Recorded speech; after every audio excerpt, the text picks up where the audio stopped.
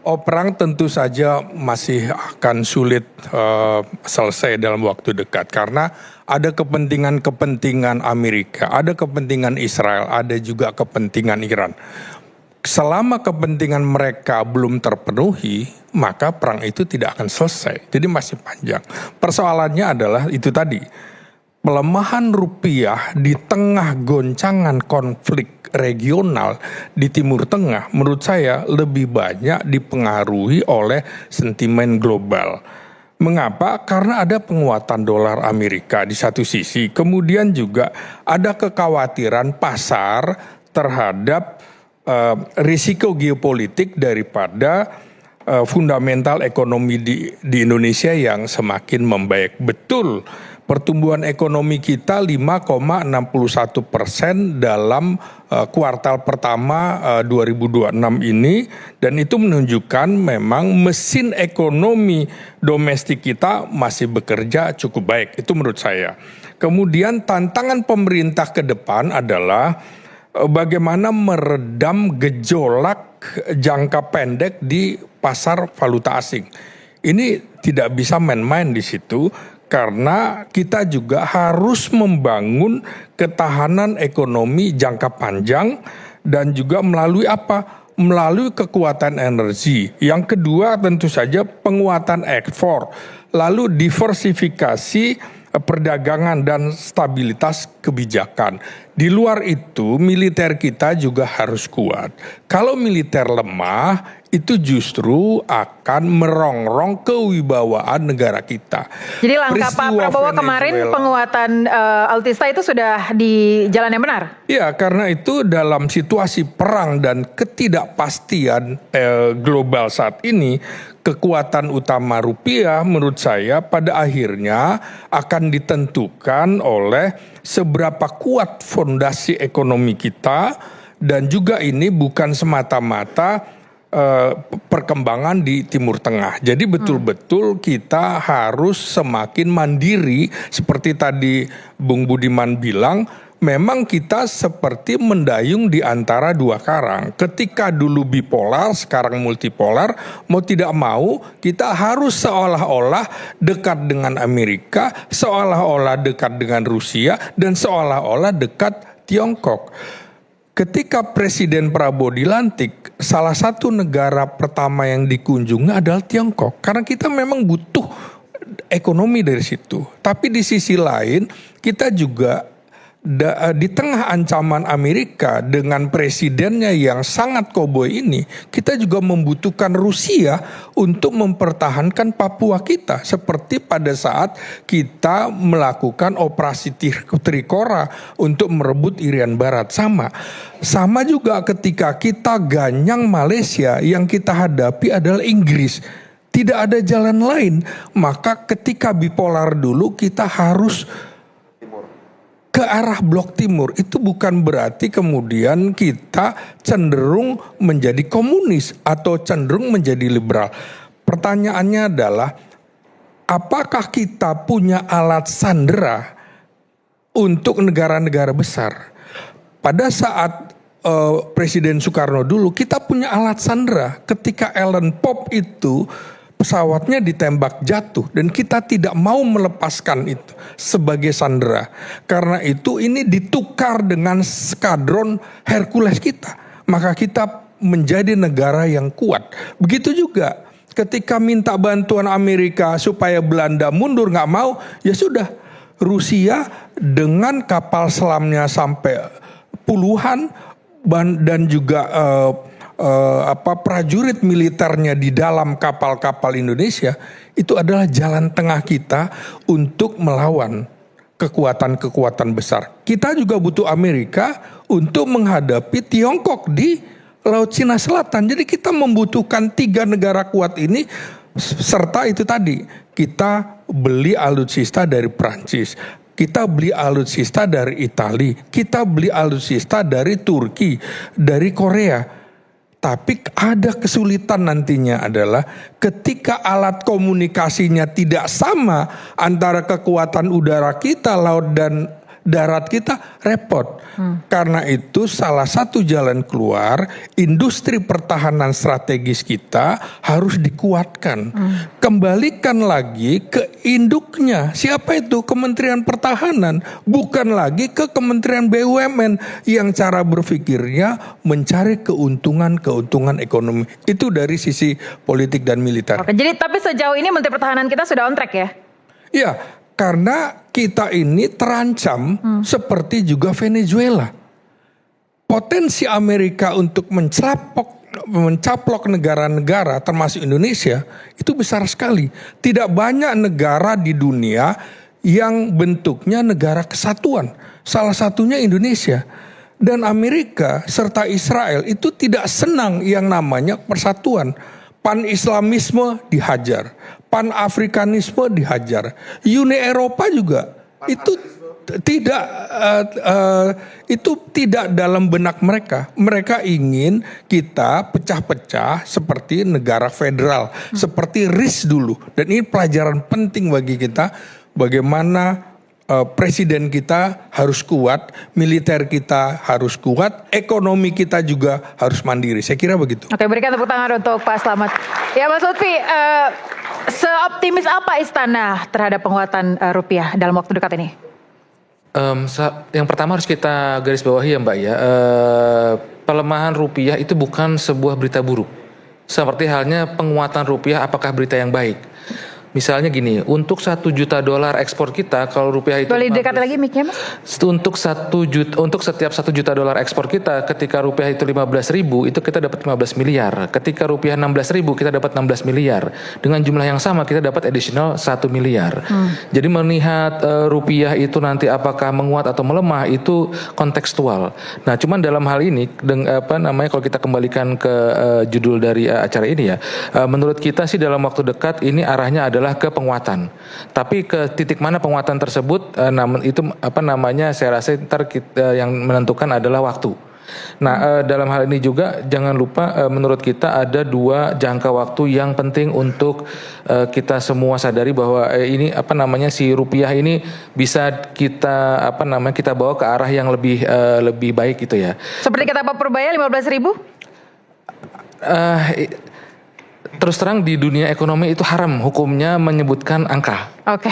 Karena nanti bisa panjang urusannya. Cuman intinya di jangka pendek apakah akan ada penguatan? Ada.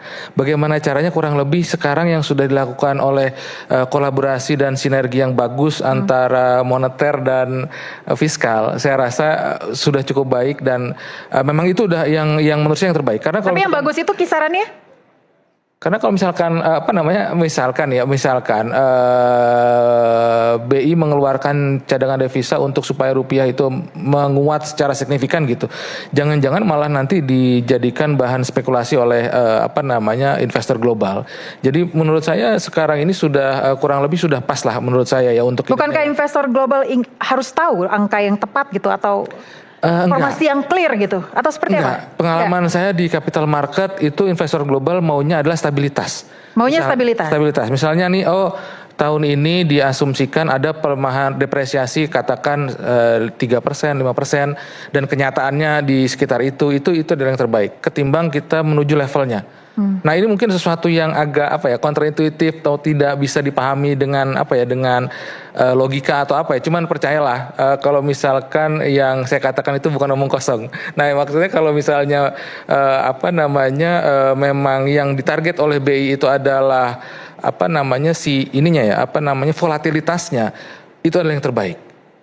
Karena ada dalam pengalaman saya ya, saya ketemu perusahaan yang cadangan devisanya bisa lebih besar dari Indonesia banyak, yang 3 kali lipat banyak. Dan kalau mereka mau ya tinggal tinggal short rupiah, long dolar, selesai. Dan cadangan kita habis, tapi rupiahnya nggak kemana-mana. Nah, ini di sini sejauh yang kita lihat sih menurut kita kebijakan moneter itu sudah melakukan PR-nya dengan baik. Nah, tinggal nih yang jangka panjang adalah kebijakan fiskalnya. Nah, karena kita berbicara jangka panjang memang seperti yang Mas Gema tadi bilang arahnya adalah yang sifatnya menarik investasi. Ease of doing business, business climate, tingkat high cost ekonomi yang turun dan segala macam. Tapi jangan lupa FDI itu adalah inflow uang di T0 tapi outflow uang di T+1. Oke. Tapi yang Anda garis bawahi adalah melemahnya rupiah bukan berita buruk. Menurut kita melemahnya rupiah not necessarily ada berita yang buruk. Oke, baik, tepuk tangan. Terima kasih, Pak Supip. Bang Budiman terakhir, Bang. Tadi dikatakan bahwa faktor pelemahan rupiah. Mudah-mudahan masyarakat Indonesia tidak hanyut dalam kebodohan, terjaga dalam ketersesatan. Oke. Saya juga nggak paham, meskipun saya nggak paham ekonomi juga gitu. Mudah-mudahan ya, Bahwa Anda hanyut dalam kebodohan, tersesat selalu merugikan, konteksnya Bung ya, bukan sektor, merugikan bangsa. Bahwa kenaikan rupiah itu pada sektor tertentu menguntungkan, ya gitu. Tapi kalau konteksnya bangsa ini bagaimana? Oke, baik. Terima kasih Bang Rey. Saya sedikit saja dari Bang Budiman, Bang. Tadi terkait dengan faktor pelemahan rupiah, internal, eksternal. Menurut Anda pemerintah langkah selanjutnya seperti apa? Ya, 1 menit saja Bang, waktu Anda. Ya, pertama trust, mengembalikan trust. Dan itu saya pikir juga ini masukan yang bagus sekali. Apakah pemerintah bisa menjamin kepastian untuk tadi dijelaskan soal kepastian ya, karena memang investor lebih banyak butuh kepastian. Kedua, pemerintah tidak anti dolar. Kita justru ingin memacu mendapatkan banyak devisa dalam bentuk dolar dari peningkatan hasil ekspor kita. Dan FDI, pemacuan FDI Foreign Direct Investment untuk penciptaan lapangan kerja dan stabilitas. Tentu saja di lain pihak juga pemerintah ingin meningkatkan proses partisipasi ekonomi masyarakat dengan membentuk koperasi dan juga investasi dalam bentuk sosial ya, yang yieldnya tidak mungkin diharapkan dalam waktu dekat, tapi lebih pada investasi sumber daya manusia. Saya kira memang saya pernah katakan berkali-kali Pak Prabowo adalah presiden yang terutama memperlakukan APBN sebagai engine atau mesin pemerataan dan mendirikan Danantara sebagai terutama untuk menjalankan fungsi-fungsi pertumbuhan.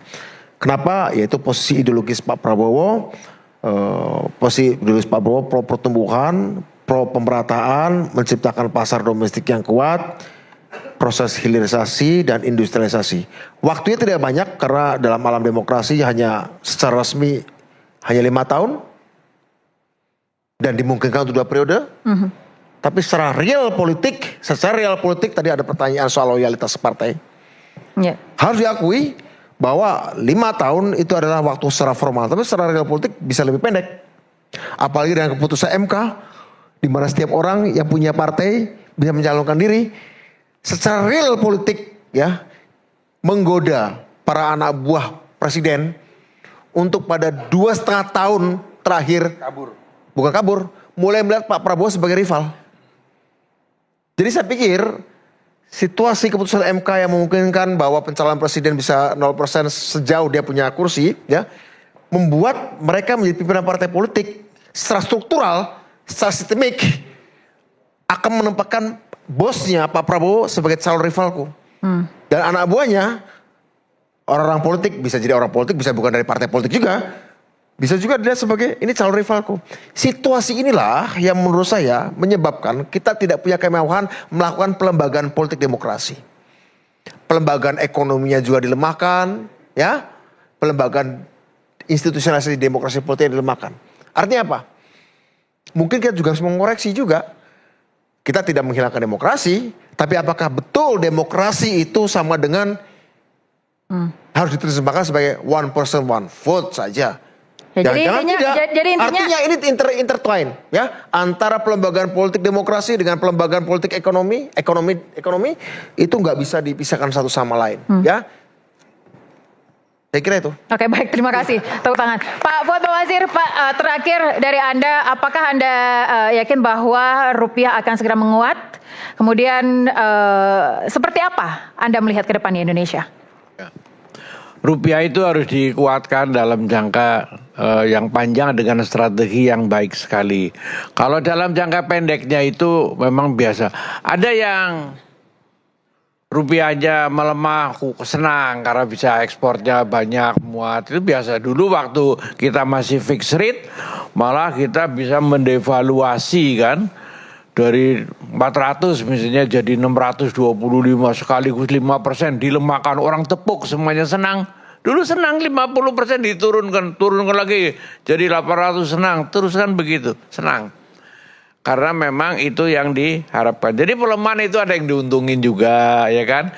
Kalau lagi kuat ada. Kalau kita banyak import, makanya kalau lagi begini banyak import, yang import terkena karena barang impor jadi naik. Makanya itu diatasi dengan jangka yang strategis lah. Misalnya dengan ekspor semua dihimpun oleh pemerintah seperti minyak sekarang melalui tambang-tambang gitu kan. Makanya saya bilang jangan ditunda. Ditunda itu macam-macam itu alasannya. Pemerintah harus firm. Kalau ditunda ini dilihat oleh pasar ini. Wah, ini pemerintah lagi ragu-ragu. Terus yang gonggong kan banyak ini. Cunguk-cunguknya di dalam negeri kan memang juga banyak. Rupiah kan begini, saham begini gitu. Takut-takut ini banyak biasa. Tapi firm. Jangan ditunda. Kalau ditunda itu macam-macam yang diharapkan. Dulu Pak Harto juga banyak menunda misalnya gitu. Jadi muncul rivalitas begitu maksud Anda ya? Ada change-nya ya? Iya ada selalu. Saya nggak terlalu banyak melihat rivalitas ini. Saya secara ekonomi dulu melihatnya. Bahwa harus firm, betul. Kalau naikin jalankan ini, ya dijalankan politik ini. Jangan main tunda, karena ditunda itu macam-macam. Karena di sekitar presiden baik yang resmi pejabat maupun saya yakin masih ada yang kesakusuk. Tunda aja Pak. Mungkin juga bisikan dari suara-suara yang minta ditunda. Berharap 6 bulan mungkin akan ada apa-apa gitu kan. Siapa tahu nanti bisa ini. Ini kan tapi kalau dipercepat lebih baik tidak? Ya harus dilaksanakan aja dengan cepat, dengan firm. Makanya saya bilang pemerintah harus tegas. Laksanakan. Semuanya dilaksanakan. Nah itulah contoh dalam hal ini. Tentunya masih banyak cara-cara yang lain ya dalam hal ya strategi untuk mengurangi impor tadi itu.